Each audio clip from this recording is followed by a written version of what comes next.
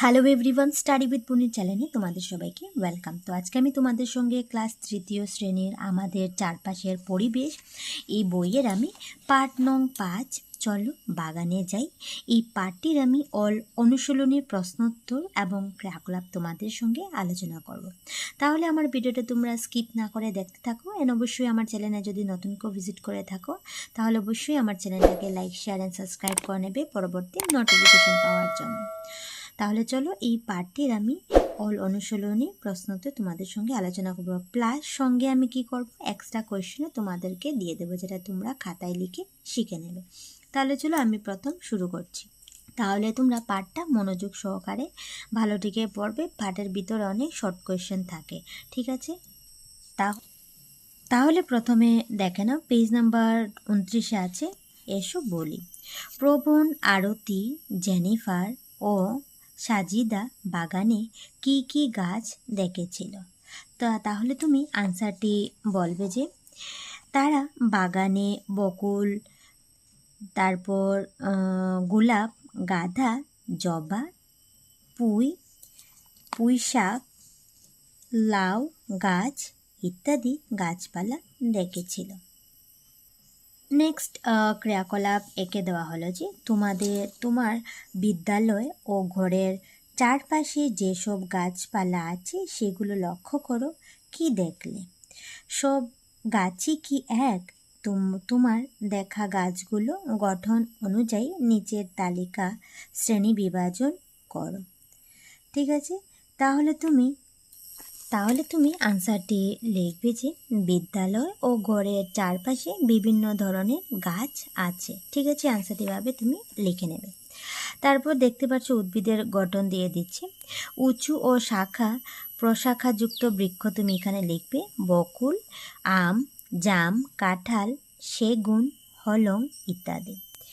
খাটো ও ঝুপযুক্ত গুল্ম জাতীয় গাছগুলি হয়ে যাবে তোমার লেবু, ডালিম, জবা, জুই ইত্যাদি। বেয়ে ওঠা গাছ হলো লতা জাতীয়, যেটা লতা বেয়ে ওঠা, তাহলে হয়ে যাবে লাউ, কুমড়ো, পুঁই শাক, তরমুজ, শসা ইত্যাদি। তারপর দেখতে পাচ্ছি এখানে দেওয়া হলো যে ছোট ও কোমল কাণ্ড তৃণ, যেটাকে বলা হয়। তাহলে কি কি হয়ে যাবে? ঘাস হয়ে যাবে, দুব্বা ঘাস হবে, ধান, গম, যব ইত্যাদি। তাহলে এটা তোমরা লিখে নেবে। তারপর নেক্সট ক্রিয়াকলাপ 2তে দেওয়া হলো বিভিন্ন ঋতুতে নানা রকমের শাক সবজি চাষ করা হয়। বছরের সব সময় কি সব রকমের চাষ করা হয়? তাহলে তুমি আনসারটি লিখবে যে না, বছরের সব সময় সব রকমের চাষ করা হয় না। তাহলে দেখতে পাচ্ছ এখানে দেওয়া হলো যে বর্ষাকালে শিক্ষকের সাহায্য নিয়ে নিচে তালিকাটি প্রস্তুত করো। দেখতে পাচ্ছ বর্ষাকালে শস্য কি হবে এবং শীতকালে শস্য কি হবে এখানে তুমি লিখবে। তাহলে বর্ষাকালের শস্য হয়ে যাবে ধান, ঢেঁড়স, পাট, তিল, মুগ ডাল। শীতকালের শস্য হয়ে যাবে গম, পালং শাক, মূলা, ফুলকপি, বাঁধাকপি, ওলকপি, ঠিক আছে? তাহলে তোমরা এগুলা লিখে নেবে। নেক্সট ক্রিয়াকলাপ 3তে দেওয়া হলো যে তোমাদের অঞ্চলে ঔষধি গুণযুক্ত কি কি উদ্ভিদ আছে সেগুলোর নামগুলি লিখে তালিকা প্রস্তুত করো। তাহলে তুমি আনসারটি এভাবে লিখবে যে নিম, অর্জুন, তুলসী, বাসক, থানকুনি, বাদালি পাতা ইত্যাদি, ঠিক আছে? এগুলো ওষুধের নাম, তোমরা গাছের নাম তোমরা লিখে নেবে। নেক্সট দেখে নাও, দেওয়া হলো যে এসো করে দেখি, একটি গাছের চারা তুলে আনো, কি দেখেছো? একটি গাছে যদি আমরা চারা নিয়ে আসি তখন আমরা কি কি দেখতে পাই, ঠিক আছে? এই চারার মধ্যে তাহলে আমরা দেখতে পাই চারার মধ্যে দেখবে এখানে লিখবে শিকড় দেখতে পাই, পাতা থাকে, কাণ্ড থাকে সহ একটি গাছ থাকে, ঠিক আছে? আনসারটা এইভাবে লিখতে পারো। তারপর নেক্সট দেখে নাও মাটির উপরের অংশটির নাম কি। তাহলে তুমি আনসারটি লিখবে মাটির উপরের অংশের নাম হয়ে যাবে কাণ্ড। মাটির নিচের অংশটির নাম কি? তাহলে বলবে মাটির নিচের অংশের নাম হবে মূল বা শিকড়। এভাবে আনসারটি লিখে নেবে। নেক্সট দেওয়া হলো এসো লিখি। একটি বড় গাছকে তুলে আনতে চেষ্টা করো, পারবে কি? যদি না পারো কেন? তাহলে তুমি আনসারটি এভাবে লিখবে যে একটি বড় গাছ তুলে আনা যাবে না, কারণ গাছের শিকড় বা মূল অনেক শক্ত বা মোটা হয়ে মাটির গভীরে চলে যায় এবং শিকড় মাটির চারিদিকে জড়িয়ে যায়। ঠিক আছে, তারপর নেক্সট পেজে দেওয়া হলো যে এসো লিখি। নিচে দেওয়া উদ্ভিদের পাতাগুলো চিনতে পেরেছো কি? তাদের নামগুলো লিখো। তাহলে এখানে ছবি দিয়ে দিচ্ছি, আমি অলরেডি নাম লিখে নিয়েছি, তোমরা একবার দেখে নাও। প্রথম হয়ে যাবে পালং শাক, নেক্সট হয়ে যাবে নটে শাক, তারপর হয়ে যাবে তেজপাতা, তারপর হয়ে যাবে কলা পাতা, তারপর হয়ে যাবে তাল পাতা, দুব্বা ঘাস, সজনে পাতা, নিম পাতা, তারপর লিখে নেবে তোমরা ডালিম পাতা, পাথরকুচি, কাঁঠাল পাতা, ধুতরা পাতা। ঠিক আছে, এভাবে তোমরা পাতাগুলির নাম সুন্দর করে লিখে নেবে।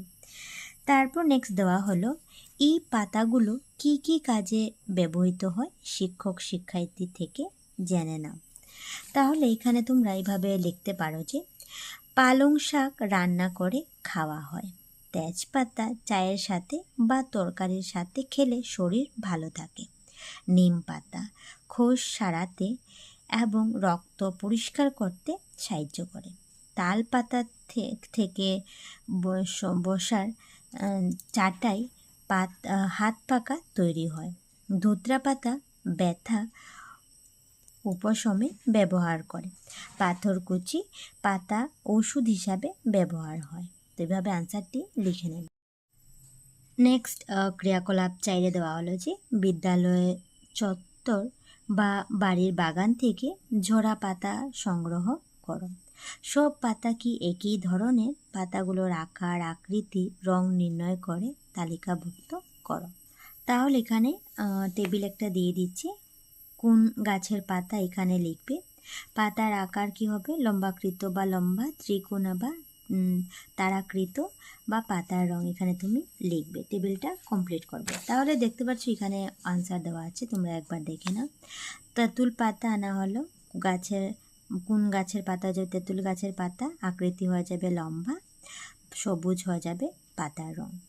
বাদালি পাতা হয়ে যাবে ত্রিকোণা থাকা, ঠিক আছে, আকৃতি ত্রিকোণা, তারপর হয়ে যাবে রং হয়ে যাবে সবুজ। কলা পাতা হয়ে যাবে লম্বা, হালকা সবুজ থাকে। তারপরে কাঁঠাল পাতা হয়ে যাবে ত্রিকোণা থাকে, সবুজ থাকে। থানকুনি হয়ে যাবে বৃত্তাকার, যেটা সবুজ রঙের হয়। ঠিক আছে, এভাবে তুমি একটা টেবিলটা কমপ্লিট করে নেবে।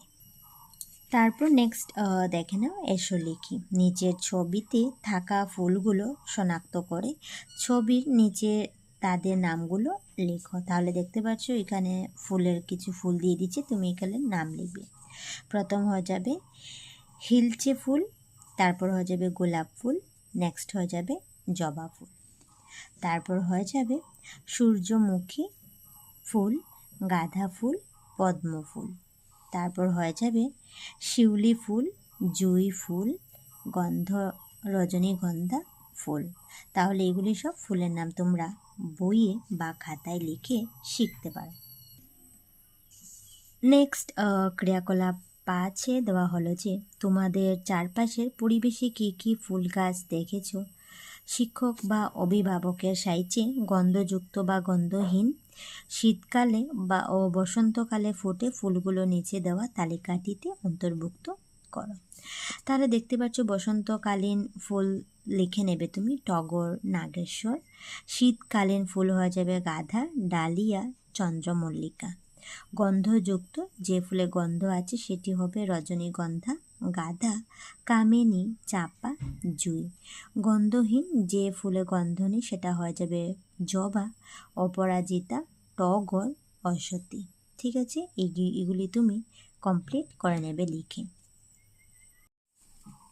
এখন অনুশীলনীর প্রশ্নোত্তরগুলি তোমরা দেখে নাও। 1 নম্বর দেওয়া হলো যে উত্তর লেখো। ক হলো একটি আরোহী লতার নাম। তাহলে একটি আরোহী লতার নাম হয়ে যাবে তোমার পান গাছ। এভাবে আনসারটি লিখবে যে একটি আরোহী লতার নাম হলো পান গাছ। ঠিক আছে, আনসারটি এভাবে লিখে নেবে। খ নম্বর হবে 4টি বৃক্ষ জাতীয় উদ্ভিদের নাম। তাহলে লিখবে 4টি বৃক্ষ জাতীয় উদ্ভিদের নাম হলো শাল, সেগুন, হলং, বনসুম ইত্যাদি। নেক্সট হয়ে যাবে 3টি গুল্ম জাতীয় উদ্ভিদের নাম। ঠিক আছে, এখানে লয়ময় হয়ে যাবে। ঠিক আছে, গুল্ম জাতীয় উদ্ভিদের নাম হয়ে যাবে জবা, জুই, লেবু, ডালিম। ঘ নম্বর হবে বর্ষাকালে 2 রকম শাক সবজির নাম। তাহলে বর্ষাকালে 2 রকম শাক সবজির নাম হবে পুঁই শাক, পাট। ওম নম্বর হবে 2 রকম অসমের মূল্যবান কাঠের নাম হবে, অসমে 2 রকম মূল্যবান কাঠ হয়ে যাবে হলং, শাল। তারপর নেক্সট শূন্যস্থান দেখে নাও, দেওয়া হলো যে শূন্যস্থান পূর্ণ করো। 1 নম্বর হবে গাছ ড্যাশের সাহায্যে জল শুইয়ে নেয়। আনসারে লিখবে শিকড়ের সাহায্যে জল শুইয়ে নেয়। খ নম্বর হবে মৌমাছি ফুলের আহরণ করে ড্যাশ তৈরি করে। তাহলে তুমি এখানে লিখবে মধু তৈরি করে। নেক্সট হয়ে যাবে গ নম্বর যে অর্কিড ড্যাশ কালে ফোটে। তাহলে তুমি এখানে লিখ বসন্ত কালে ফোটে। ঘ নম্বর হবে পৃথিবীর সবচেয়ে উঁচু তৃণজাতি উদ্ভিদটি হলো ড্যাশ। তাহলে কি লিখবি এখানে লিখবে উদ্ভিদটি হলো বাঁশ গাছ, বাঁশ গাছ। ঠিক আছে, এটা তোমরা লিখে নেবে। নেক্সট হয়ে যাবে ডালিম ড্যাশ জাতীয় উদ্ভিদ। তাহলে হয়ে যাবে ডালিম গুল্ম জাতীয় উদ্ভিদ। এখানে তুমি গুল্ম লিখে নেবে। তারপর নেক্সট 3 নম্বর দেখে নাও, দেওয়া হলো যে শুদ্ধ উত্তর শব্দটিতে শুদ্ধ চিহ্ন দাও। প্রথম দেখে নাও, দেওয়া হলো যে বাঁশ গাছ, গুল্ম বৃক্ষ, তৃণজাতীয় উদ্ভিদ। তাহলে হয়ে যাবে সঠিক আনসার হয়ে যাবে তৃণজাতীয় উদ্ভিদ। দেখতে পাচ্ছ একটু আগে এই আনসারটা এখানে পেলাম আমরা। নেক্সট দেখে নাও বৃক্ষজাতীয় উদ্ভিদের কাণ্ড শক্ত, কোমল, ফাঁপা থাকে। তাহলে সঠিক আনসার হয়ে যাবে শক্ত থাকে। তাহলে শক্ত তুমি শুদ্ধ চিহ্ন দিয়ে দেবে। নেক্সট গ নম্বর হবে যে উদ্ভিদ কাণ্ড শিকড়ের সাহায্যে মাটি থেকে জল শোষণ করে। তাহলে তুমি এখানে লিখবে যে শিকড়ের সাহায্যে মাটি থেকে জল শোষণ করে। নেক্সট হয়ে যাবে উদ্ভিদের কাণ্ড শিকড় থেকে ডাল পাতা বের হয়। তাহলে এখানে লিখবে কাণ্ড থেকে। এখানে কাণ্ডের মধ্যে তুমি শুদ্ধ চিহ্ন দিয়ে দেবে। নেক্সট হয়ে যাবে ঘৃতকুমারী তৃণ গুল্ম জাতীয় উদ্ভিদ। তাহলে তুমি এখানে লিখবে ঘৃতকুমারী হয়ে যাবে গুল্ম জাতীয় উদ্ভিদ। নেক্সট 4 নম্বর দেখে নাও যে আকার ও গঠনের উপর ভিত্তি করে উদ্ভিদকে কয়টি ভাগে বিভক্ত করা হয়েছে, ভাগ কয়টি ও কী কী। তাহলে তুমি আনসারটি লিখবে যে আকার ও গঠনের উপর ভিত্তি করে উদ্ভিদকে 4টি ভাগে ভাগ করা হয়েছে, যথা হয়ে যাবে বৃক্ষ জাতীয়, গুল্ম জাতীয়, লতা জাতীয় এবং তৃণজাতীয়। ঠিক আছে, তারপর নেক্সট 5 নম্বর দেওয়া হলো যে একটি গাছ এঁকে তার বিভিন্ন অংশগুলো চিহ্নিত করো। তাহলে দেখতে পাচ্ছ বইয়ের মধ্যে আছে, বইয়ের মধ্যে যে গাছটি আছে দেখতে পাচ্ছ একটা ডালিম গাছ আছে, সেই গাছটি এঁকে তুমি গাছের বিভিন্ন অংশ চিহ্নিত করে এখানে লিখে নেবে। ঠিক আছে, এটা বই দেখে তোমরা আর্টটা করতে পারো। নেক্সট হয়ে যাবে 6 নম্বর দেখে নাও গাছপালা সংরক্ষণ এর প্রতি সচেতনতার জন্য স্লোগান লিখে পোস্টার তৈরি করো। তাহলে এভাবে একটি স্লোগান লিখতে পারো যে একটি গাছ একটি প্রাণ, গাছ লাগান প্রাণ বাঁচান, গাছ আমাকে, গাছ আমাকে, গাছ আমাদের বন্ধু, আমাদের বন্ধু, গাছ না থাকলে পৃথিবী থাকবে না, যত বেশি গাছ তত বেশি প্রাণ।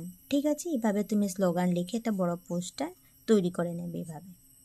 তাহলে এই পাঠের অনুশীলনের প্রশ্ন উত্তর এখানে শেষ করলাম এবং এই পাঠের এখন অতিরিক্ত প্রশ্ন উত্তর তোমরা দেখে নাও, যেটা খাতায় লিখে শিখে নেবে। তাহলে দেখতে পাচ্ছ প্রথম অতিরিক্ত কোশ্চেন হলো যে বৃক্ষ জাতীয় উদ্ভিদ কাকে বলে। তাহলে তুমি আনসার বলবে শক্ত, মোটা, কাণ্ডযুক্ত, ডাল পাতা দিয়ে পরিপূর্ণ বড় এবং উঁচু উদ্ভিদগুলোকে বৃক্ষ জাতীয় উদ্ভিদ বলে। তারপর 2 নম্বর কোশ্চেন হলো যে কয়েকটি বৃক্ষজাতীয় উদ্ভিদের নাম লেখো। তাহলে লিখবে আম, কাঁঠাল, জাম, শাল, সেগুন, হলং ইত্যাদি। অসমের রাজ্যিক গাছ কোনটি? তাহলে লিখবে হলং গাছ। তারপর নেক্সট হয়ে যাবে কয়েকটি গুল্ম জাতীয় উদ্ভিদের নাম বলো। তাহলে লিখবে লেবু, ডালিম, জবা, মেহেন্দি ইত্যাদি। কয়েকটি ঔষধি গুণযুক্ত গাছের নাম বলো। তাহলে লিখবে নিম, তুলসী, থানকুনি, পাথরকুচি, পুদিনা, ঘৃতকুমারী ইত্যাদি। নেক্সট কোশ্চেন হলো কাণ্ড কাহাকে বলে। তুমি লিখবে উদ্ভিদের মাটির উপরের অংশকে কাণ্ড বলে। শিকড়ের কাজ কি? আনসার লিখবে উদ্ভিদ শিকড়ের সাহায্যে মাটি থেকে জল ও খনিজ লবণ সংগ্রহ করে। এছাড়া মাটিকে আঁকড়ে ধরে, গাছকে দাঁড়িয়ে থাকতে সাহায্য করে। তারপর নেক্সট হয়ে যাবে কয়েকটি গন্ধযুক্ত পাতার নাম বলো। তাহলে লিখবে তুলসী, পুদিনা, ধনে পাতা, লেবু, বাদালি পাতা ইত্যাদি। নেক্সট হয়ে যাবে আমাদের দেশের জাতীয় ফুলের নাম কি? তাহলে লিখবে পদ্ম। তারপর নেক্সট হয়ে যাবে গুল্মজাতীয় বৃক্ষ কাদের বলে। আনসার লিখবে যেসব উদ্ভিদ খাটো ও ঝোপযুক্ত, তাছাড়া অসংখ্য শাখা প্রশাখা থাকে সেগুলোকে গুল্মজাতীয় উদ্ভিদ বলে। তারপর নেক্সট হয়ে যাবে লতা জাতীয় উদ্ভিদ কাকে বলে। তা আমি লিখবে আনসারটি যেসব উদ্ভিদের কাণ্ড কোমল ও লিকলিকে, অন্য কোনো গাছ, মাটি বা ঘরের চালের আশ্রয় নিয়ে বেড়ে ওঠা তাদেরকে লতা জাতীয় উদ্ভিদ বলে। কয়েকটি লতা জাতীয় উদ্ভিদের নাম হয়ে যাবে লাউ, ঝিঙ্গে, করলা, কুমড়ো, শসা ইত্যাদি। তারপর নেক্সট দেখে নাও তৃণজাতীয় উদ্ভিদ কাকে বলে। আনসার বলবে যেসব উদ্ভিদের কাণ্ড ছোট ও নরম, কতগুলো কাণ্ড ফাঁকা ও গাঢ়যুক্ত, সেগুলোকে তৃণজাতীয় উদ্ভিদ বলে। তৃণজাতীয় উদ্ভিদের কয়েকটি উদাহরণ দেখে না। দুব্বা ঘাস হয়ে যাবে, ঘাস হয়ে যাবে ধান, লাল শাক, পালং শাক, ধনিয়া, পুদিনা, বাঁশ ইত্যাদি। তারপর দেখে নাও আমি বেছে বেছে ইম্পর্টেন্ট দেখে তোমাদেরকে কিন্তু শর্ট কোয়েশ্চেন দিচ্ছি। নেক্সট দেখে নাও উদ্ভিদ থেকে আমরা কী কী সুবিধা লাভ করি। আনসার লিখবে উদ্ভিদ আমাদের অনেক উপকার করে। উদ্ভিদ থেকে আমরা ফুল, ফলমূল, জ্বালানি কাঠ, ঘর বানানোর সামগ্রী ইত্যাদি পাই। আমাদের পরিধেয় বস্ত্র কার্পাস গাছ থেকে প্রাপ্ত, কার্পাসের আঁশ থেকে। নেক্সট হয়ে যাবে কয়েকটি গন্ধযুক্ত ফুলের নাম লিখো। তাহলে লিখবে গোলাপ, টগর, গাঁদা, জুঁই, গন্ধরাজ, রজনীগন্ধা, শেফালি, বেলি ইত্যাদি গন্ধযুক্ত ফুল। কয়েকটি গন্ধহীন ফুলের নাম লিখবে। তাহলে লিখবে জবা, ধুত্রা, অপরাজিতা, নয়নতারা, অসতী ইত্যাদি হলো গন্ধহীন ফুল। শীতকালে ফুটে এমন দুটি ফুলের নাম লিখো। তাহলে লিখবে ডালিয়া ও গাঁদা। বসন্তকালে ফুল ফুটে এমন দুটি ফুলের নাম হবে নাগেশ্বর, কপু ফুল, ঠিক আছে, যেটাকে বলা হয় অর্কিড। শরৎকালে ফুটে এমন একটি ফুলের নাম হয়ে যাবে শেফালি। রাত্রিকালে ফুটে এমন তিনটি ফুলের নাম লেখো। তাহলে রাত্রিকালে ফুটে তিনটি ফুল হয়ে যাবে হাসনাহানা, শেফালি ও রজনীগন্ধা। জলে ফুটে এমন দুটি ফুলের নাম হয়ে যাবে পদ্ম ও শাপলা। কোন ফুল আমাদের দেশের রাষ্ট্রীয় ফুল? তাহলে হয়ে যাবে পদ্ম ফুল আমাদের দেশের রাষ্ট্রীয় ফুল। এই পার্টির ভিডিও আমি এখানে শেষ করলাম। ভিডিওটা কেমন লাগলো অবশ্যই কমেন্টে জানাবে। তাহলে টাটা।